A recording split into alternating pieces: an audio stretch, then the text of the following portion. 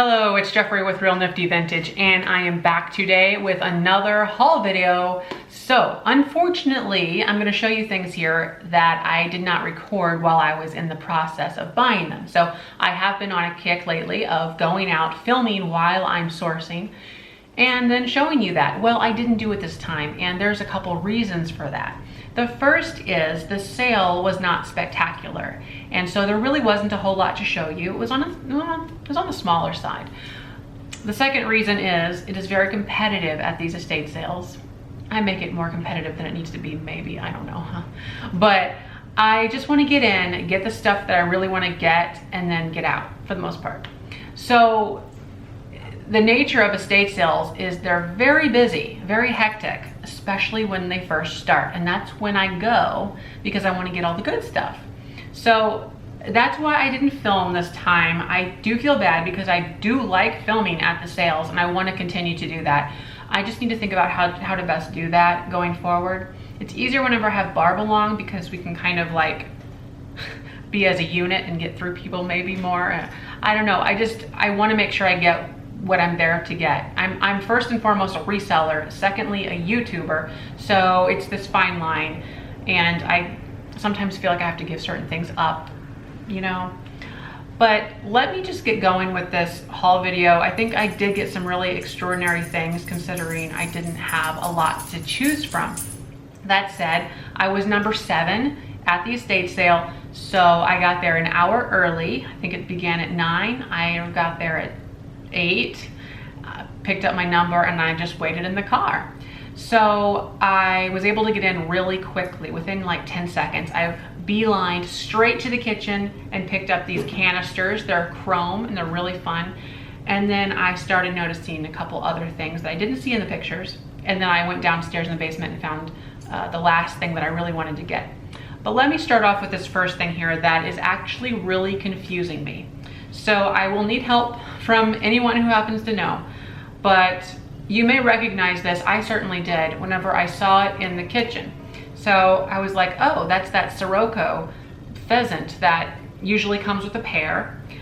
Well, it's not. And I mean, this could be Sirocco, but this is brass. It's cast brass. So that's very strange. I have never found a Sirocco item in brass.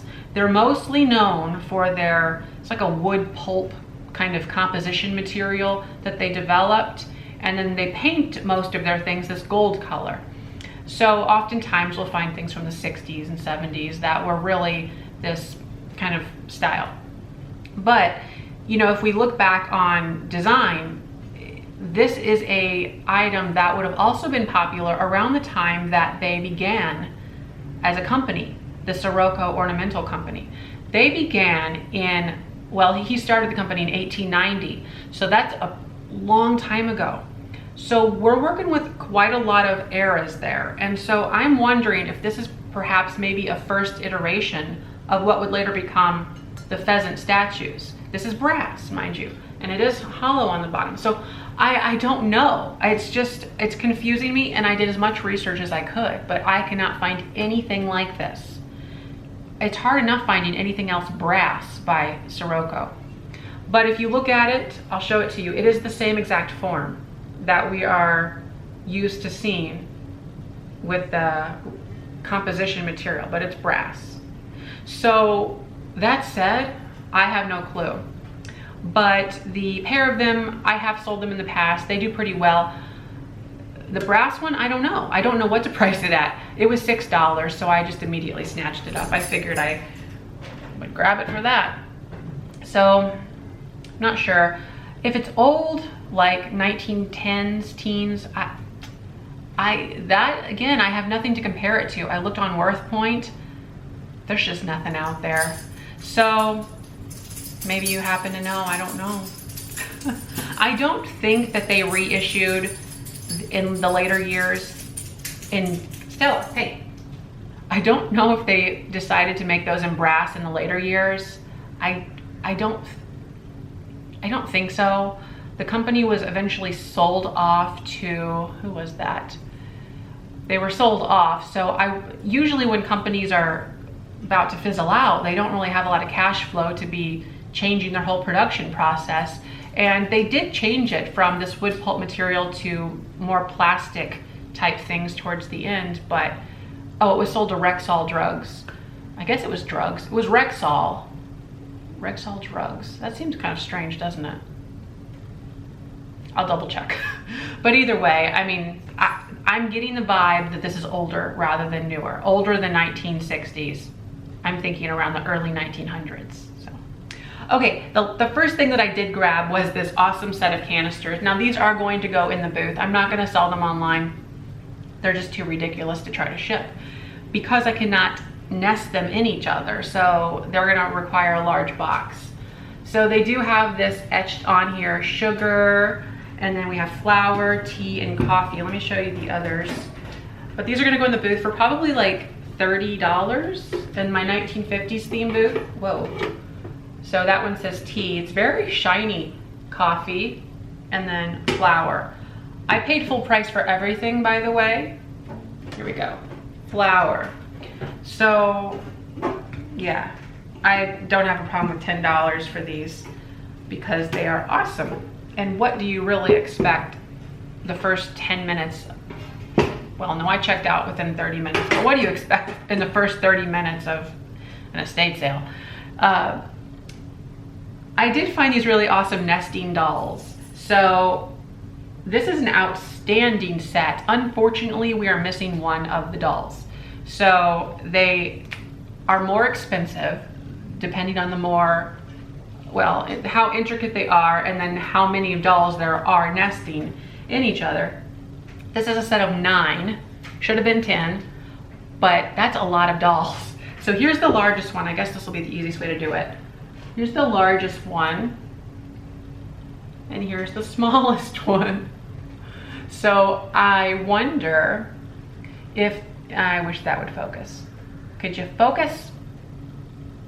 I wonder if, see, this one actually opens up too. I wonder if the smallest one was the last one, or it could maybe be the largest one. But all of these are incrementally the correct ratio. So I don't think it was any of the intermediary, what am I saying? I don't know if it was any of the ones inside. I think it was either the largest or the smallest, but this largest one is 9 inches tall. 9 inches tall. Oh, this has to be the largest because it has all this writing on the bottom and the other ones don't. So by the way, it's 1994, so it is vintage. And I cannot read this at all. If anybody can read this, I will try to get this to focus. There's a word right here. It's in Russian, I guess. I thought that was a K, and I thought that second thing was an N. K-N-A-L-K-O-B-A. That's what I'm reading, but I typed that in and found nothing. And then 10, M-E-C-T. Google Translate had no clue what M-E-C-T was. I think that is like what, for dolls? But it's 10. There's a 10 count. But that other word, it's something and then E period, A period, which could be the person's initials that painted it. But, okay, long story short, too late for that. I'm gonna sell these for about $50 with shipping included. I think that'll be really good, and they're beautiful. I think they're all hand painted.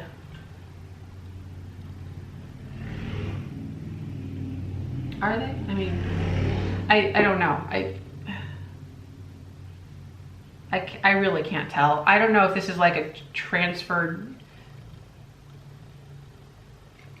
They look hand painted, but I don't know offhand. It's like this lacquer stuff and all that.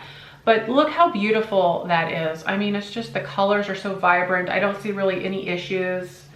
This larger one, of course, would have shown the most wear out of any, and it's really nice. You can tell just like right along the joint here, and it does fully close. It's so tight there.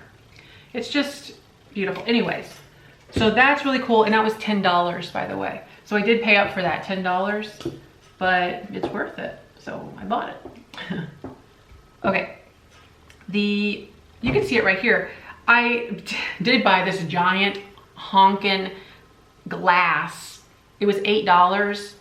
Wow, it's so pretty and so nice. So I don't even quite know what it is. I think it's like a wind sail for a ship, but it's so, look how big that is. And it's very pretty, you can see through it. It's so smooth. I'm not sure why I bought it, but I was just drawn to it.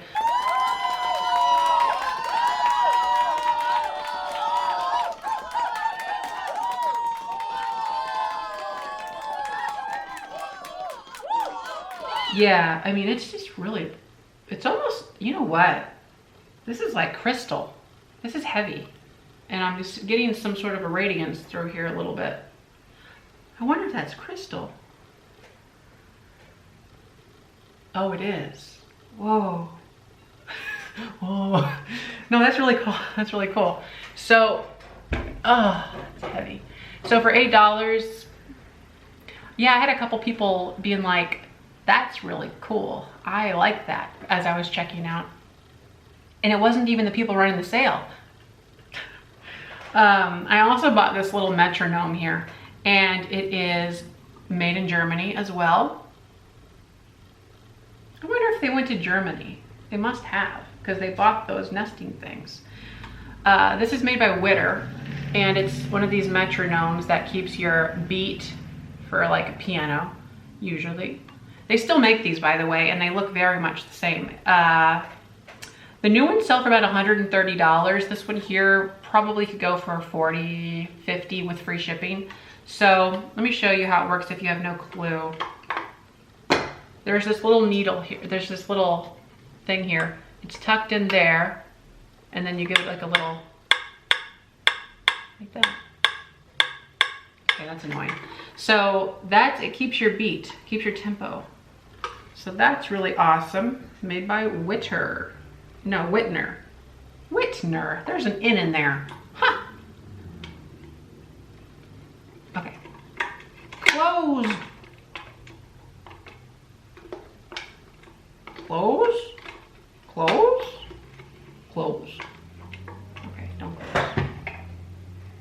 I got two other interesting things. Now, these, you may instantly recognize them or you may have no clue. But these are made by Lladro. Lladro. It's made in Spain.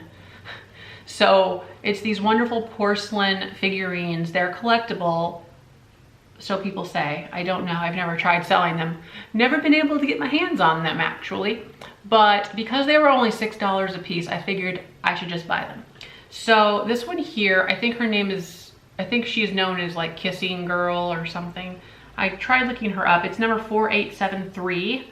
So that one is, that's what that one is. You can see she's like really the muted colors. They're known for that.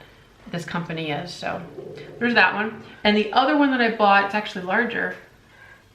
Stella. I think this one is known as like Shy Girl or something. I think there's supposed to be a mate to this one, like a boy trying to kiss her too. So I don't know what happened to the boys, but all we have left, we got the girls left. So we have this one here for $6. I'm not sure offhand the value. I think whenever I looked these up, they weren't doing too swell online, so they're probably both gonna go in the booth. And I'm gonna probably try just to double my money in the booth, so put $12 a piece on them. I think they'll sell for that. They're perfect, no chips or anything, so as far as that's concerned, I don't think I'll have a problem selling them. I just need to find kind of a local collector, I think, because there's just way too many of them online. It's just one of those collectible, quote unquote collectible things that everyone wants to buy in the moment because they're told they're collectible, and then everybody has them, so they're no longer collectible anymore, because why would you need them if you have too many of them? Like Beanie Babies. So I think that we got through everything. Like I said, there wasn't really a whole lot here, but where I did get, I mean, there's some money involved. Yeah, so that's pretty good. And again, if you happen to know anything about the Sirocco brass thing, just drop it below in the comments. But other than that, thanks for watching, and don't forget to like, comment, and subscribe. Bye-bye.